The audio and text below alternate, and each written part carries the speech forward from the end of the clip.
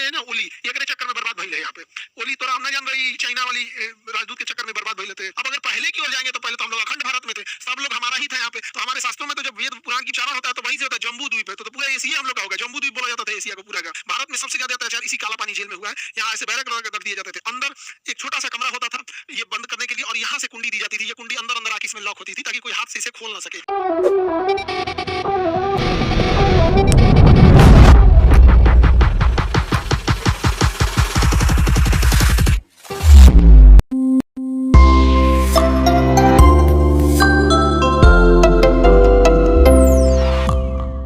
नक्शा ये जोड़ दिया था और कहा था ये लिम्पिया धुरा से लेके यहाँ तक मेरा लेपुलेख तक आएगा, बीच में काला पानी आ जाता है। तो जिस वजह से ये चाइनीज कम्युनिस्ट पार्टी के पूरी तरह से प्रभाव में आ गए हैं केपी शर्मा ओली, और इंडिया नेपाल के रिलेशन को खराब करने में लगे हुए हैं। इनका कहना है कि प्राची पहले समय जाके देखिए वो लेपुलेख का एरिया जो था वहां पर हम लोग की जनगणना होती थी, ये एरिया में यहाँ नेपाल के लोग रहते थे। अरे भैया उस तरह से तो बिहार में भी नेपाल के लोग रहते हैं, दुनिया भर के नेपाल के लोग रहते हैं, तो क्या पूरा का पूरा नेपाल का नहीं हो जाएगा? नेपाल और इंडिया के रिलेशन बहुत अच्छे हैं। अब अगर पहले की ओर जाएंगे तो पहले तो हम लोग अखंड भारत में थे, सब लोग हमारा ही था यहाँ पे, ज्यादा दूर कहाँ जाइएगा।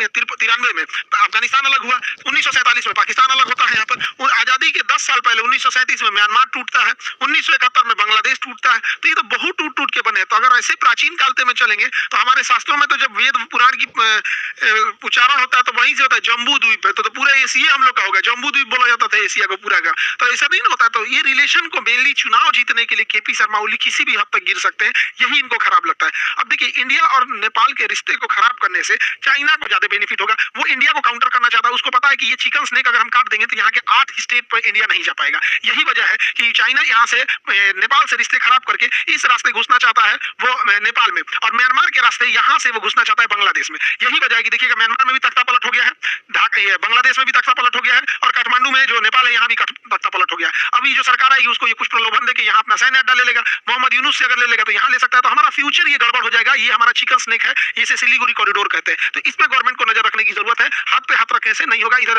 बांग्लादेश में यूनुसा पगलाइए गया है, अभी नेपाल में कौन बैठेगा कोई ठीक नहीं है। दूसरा, ये कई बार उल्टा सीधा बयान देते रहता है। ये बुढ़ा पगला गया है, यहाँ पे कह रहा है ब्राह्मण है, ये बुढ़ऊ ब्राह्मण है, कहता है राम जी का जन्म अयोध्या में नहीं हुआ था, नेपाल में हुआ था। बताइए भाई तुमको कौन ब्राह्मण का शिक्षा दिया? हमको ही नहीं समझ में आता है। ये ओली को मान अजीब तमाचा मारने वाली बात है। भारत में भगवान श्री राम मर्यादा पुरुषोत्तम माने जाते हैं, चाहे किसी भी धर्म का हो, उन्हें बड़ा सम्मान की नजर से देखता है। यहाँ पर किसी भी व्यक्ति से पूछा जाएगा कि भैया कोई जैन हो, बौद्ध हो, ईसाई हो, मुसलमान हो, उससे भी पूछा जाएगा कहाँ जन्म लिए थे मर्यादा पुरुषोत्तम राम, तो कहेगा अयोध्या में। लेकिन ये ब्राह्मणों के भारत और इंडिया नेपाल के रिश्ते खराब करने के लिए कह रहा है कि नेपाल में महात्मा बुद्ध जन्म लिए तो लुम्बिनी में।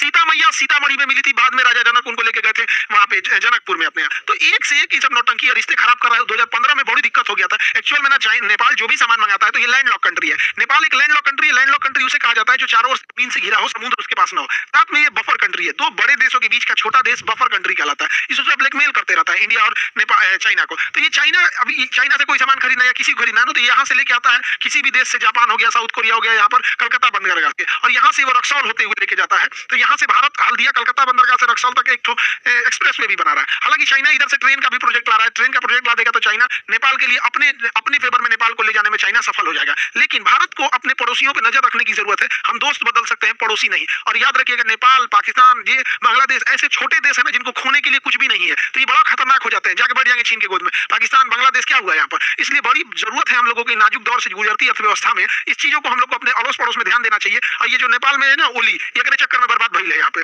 ओली तोरा हम ना जान रही चाइना वाली राजदूत के चक्कर में बर्बाद भइल थे। ओली भाई देखिए बुढ़ौती में सटिया गया ये आदमी यहाँ पर, ये के चक्कर में गया बर्बाद। ये आकर चाइना से इनकी पार्टी के मीटिंग पे बैठ रही है। ये बताइए डोनाल्ड ट्रंप अगर इंडिया आते हैं या कोई आता है तो वो भारत सरकार से बात करेंगे कि समाजवादी पार्टी से बात करेंगे, इधर बिहार में आके नीतीश कुमार से बात करेंगे कि इसके साथ गठबंधन कर रहे हैं। लेकिन ये इंटरफेयर करती है।